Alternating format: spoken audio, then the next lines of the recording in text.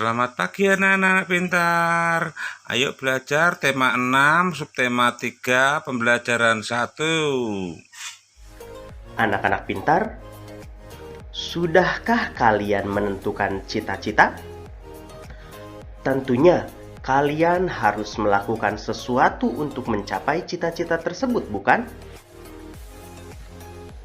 Semua cita-cita membutuhkan usaha yang keras dan pantang menyerah.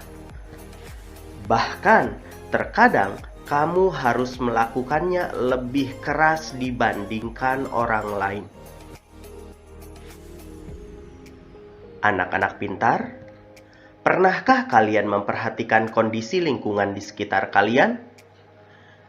Bagaimana keadaan sungai atau kali yang ada di sekitar rumah kalian? Bagaimana juga dengan keadaan taman dan juga jalan di dekat rumah kalian? Apakah terawat ataukah justru sebaliknya? Seperti yang terjadi pada Kali Pesanggerahan yang ada di Jakarta.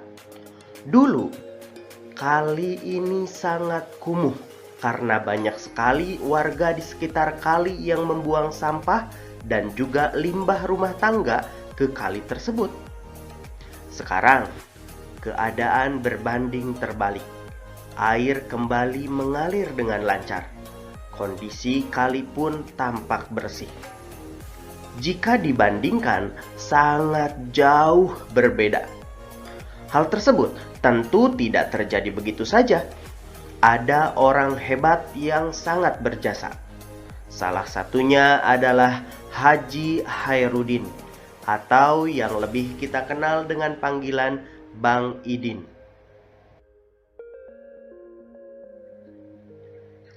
Mari kita baca bersama kisah tentang beliau. Si pendekar Kali Pesanggerahan. Keinginan untuk kembali melihat Kali Pesanggerahan di Jakarta yang bersih membuat Haji Khairuddin atau yang dikenal dengan Bang Idin berpetualang menyisiri bantaran sungai tersebut. Kali Pesanggerahan yang dulunya tempat ia bermain air bersama teman-temannya telah berubah menjadi kali yang kotor, penuh sampah, berwarna hitam dan bau. Dengan berbekal golok dan tekad besar, ia mulai menyusuri bantaran sungai itu untuk melihat tingkat kerusakannya. Ia pun mulai membersihkan sampah-sampah yang menutupi sungai tersebut. Banyak anggota masyarakat yang menentangnya karena dianggap sebagai perusuh. Kegiatannya banyak terhalang justru oleh masyarakat sekitar sungai yang tidak memahami tujuan kegiatannya. Akan tetapi, ia tidak marah. Baginya, untuk menyadarkan orang lain tidak perlu membalasnya dengan kekerasan. Ia melakukan berbagai cara untuk membuat masyarakat sekitar sungai sadar pentingnya merawat sungai sebagai sumber daya alam mereka. Akhirnya, berkat kesabaran dan tekad kuat, lambat laun kesadaran masyarakat mulai tumbuh. Bang Idin kemudian juga mengajak teman-temannya sesama petani penggarap untuk mengikuti langkahnya.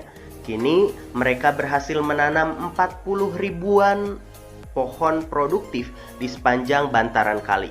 Burung-burung yang dulunya pergi akhirnya kembali. Mata air yang dulu tertutup sampah kembali hidup. Air Kali Pesanggerahan kini sudah normal kembali. Ikan-ikan bisa hidup dan berkembang biak. Sepanjang tepian Kali Pesanggerahan menjadi hijau. Burung-burung berkicau setiap hari.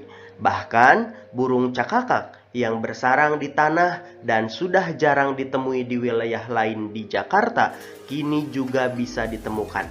Pohon-pohon yang mulai langka di Jakarta dapat dijumpai di sini. Belum lagi tanaman obat yang jumlahnya mencapai 142 jenis. Di balik sikap kerasnya, pria kelahiran 13 April 1956 ini ingin membuktikan hanya orang yang benar-benar memahami alam yang dapat menyelamatkannya. Di tangan Bang Idin, Kali Pesanggerahan yang kotor dengan bantaran yang tak terurus berubah menjadi lahan produktif dan alami. Cita-cita besar Bang Idin saat itu adalah ingin melihat kali Pesanggerahan yang bersih, sehingga beliau melakukan berbagai upaya. Salah satunya adalah dengan membersihkan sampah dari kali tersebut. Namun, ternyata ada berbagai halangan yang harus dihadapinya. Antara lain, banyak anggota masyarakat yang menentangnya karena dianggap sebagai perusuh. Selain itu, usahanya terhalang oleh masyarakat sekitar sungai yang tidak memahami tujuan kegiatannya. Menghadapi hal tersebut, Bang Idin tentu tidak patah semangat karena beliau memiliki sikap positif, antara lain tidak mudah marah dan anti kekerasan. Lalu dia juga kerja keras, sabar, dan memiliki tekad yang kuat. Usaha yang dilakukannya antara lain membersihkan sampah, kemudian menyadarkan masyarakat, dan menanam pohon produktif. Berkat usaha yang dilakukan ditunjang dengan sikap mental yang baik, akhirnya cita-cita Bang Idin bisa tercapai dengan optimal. Dengan keberhasilannya tersebut, bukan hanya Bang Idin saja yang menikmati keindahan kali Pesanggerahan yang bersih, namun semua warga di sekitar bantaran kali Pesanggerahan tersebut juga menikmati hasilnya.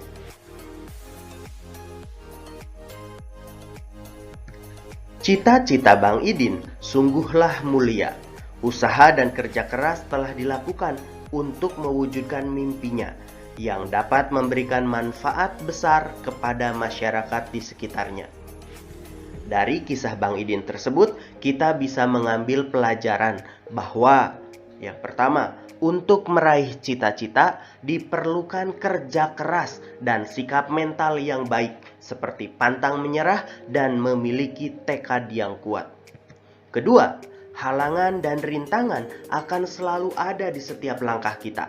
Namun, kita harus menghadapi dan menyelesaikannya dengan sebaik mungkin. Sekarang, mari kita simak sebuah puisi mengenai perjuangan seorang pejuang kelestarian alam. Judulnya Penjaga Alamku, karya D. Caritas. Kau tidak pernah lelah. Kau tidak pernah putus asa. Kau tidak pernah menyerah. Mencintai alam di mana kau dibesarkan. Angin dan badai adalah sahabatmu. Hujan dan panas adalah penolongmu. Air sungai adalah kehidupanmu. Alammu adalah ibumu. Maka engkau menjaganya. Maka engkau memeliharanya. Maka engkau merawatnya. Karena alam adalah ibumu. Anak-anak pintar, pernahkah kalian mendengar kata deklamasi? Deklamasi merupakan salah satu cara membacakan puisi tanpa menggunakan teks puisi. Biasanya, orang yang mendeklamasikan puisi harus menghafalnya terlebih dahulu. Membaca puisi memerlukan pelafalan yang jelas dan intonasi yang tepat. Selain itu, pemenggalan kalimat juga harus diperhatikan. Dengan demikian, puisi tersebut akan enak didengar dan mudah dipahami isinya. Dalam mempersiapkan deklamasi, ada beberapa tanda jeda yang biasa digunakan. Yang pertama, garis miring 1, artinya berhenti sebentar untuk bernafas. Biasanya pada koma atau di tengah baris. 2. Tanda garis miring 2, berhenti agak lama, biasanya koma di akhir baris yang masih berhubungan dengan baris berikutnya. 3. Garis miring 3, berhenti lama sekali biasanya pada titik baris terakhir atau pada akhir puisi. Berikut ini contoh menentukan jeda. Ada satu baris puisi, kau adalah para penyelamat negeri. Setelah kata kau diberi garis miring 2, artinya antara kau dan adalah harus ada jeda beberapa saat. Antara adalah ke para itu ada garis miring 1, berarti sebentar jedanya. Cara membacanya begini. Kau adalah para penyelamat negeri.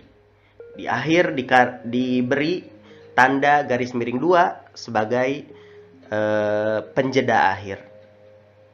Seperti yang kita ketahui bersama, Indonesia memiliki berbagai sumber daya alam yang dapat memenuhi kebutuhan hidup seluruh warga penduduknya. Sumber daya alam hayati dan sumber daya alam mineral dalam berbagai rupa tersedia melimpah di Indonesia. Sumber daya alam hayati dari mulai binatang, sayuran, buah-buahan, hingga hasil perkebunan. Sedangkan sumber daya alam mineral terdiri dari berbagai jenis batuan endapan hingga minyak bumi dan gas alam. Akan tetapi, tidak berarti sumber daya alam itu dapat dikuras habis untuk memenuhi kebutuhan manusia. Sumber daya alam mineral merupakan sumber daya alam yang tidak dapat diperbaharui. Jenis sumber daya alam tersebut memerlukan waktu yang sangat lama dalam pembentukannya. Waktunya tidak sebanding dengan cepatnya sumber daya alam itu digunakan untuk kebutuhan hidup manusia. Sumber daya alam mineral yang dimaksud berupa batuan dan juga berupa bahan tambang. Batuan dapat berupa pasir, tanah liat, atau yang sudah menjadi semen. Sedangkan bahan tambang antara lain batu bara, emas, perak, besi, tembaga, hingga minyak bumi. Sumber daya alam hayati berupa tumbuhan dan hewan yang menjadi sumber makanan manusia. Selain itu, tumbuhan dan hewan berperan untuk menjaga keseimbangan alam. Bencana alam yang terjadi salah satunya karena keseimbangan alam terganggu. Banjir di Jakarta karena sungai-sungai tidak dipelihara dan dijadikan tempat pembuangan sampah. Hal ini menyebabkan kerugian yang sangat besar, baik bagi manusia maupun bagi makhluk hidup lainnya. Alam dan sumber daya alam memang harus dijaga agar lestari. Semua orang dapat melakukan sesuatu untuk menjaga dan memeliharanya. Jika alam rusak, manusia dan makhluk hidup lainnya akan kehilangan tempat tinggal dan sumber kehidupan. Oleh karenanya, manusia harus berusaha menjaganya. Salah satunya adalah dengan mengkampanyekan usaha sederhana memelihara lingkungan melalui poster. Poster dibuat dengan menambahkan gambar dan tulisan pada selembar kertas dengan tujuan untuk menarik perhatian masyarakat luas. Berikut ini ada beberapa contoh poster. Poster yang pertama ada gambar seorang anak membuang sampah pada tempatnya. Di situ dituliskan, "Jangan lupa buang sampah pada tempatnya. Sayangi bumi kita." Poster berikutnya ada dua orang anak sedang bermain di alam. Di situ ada tulisan, "Bumiku, rumahku."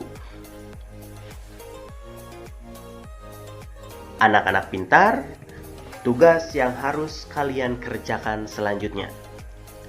Buatlah sebuah poster yang berisikan mengenai pentingnya sumber daya alam bagi kehidupan manusia, beserta ajakan untuk memelihara lingkungan tersebut. Selamat mengerjakan.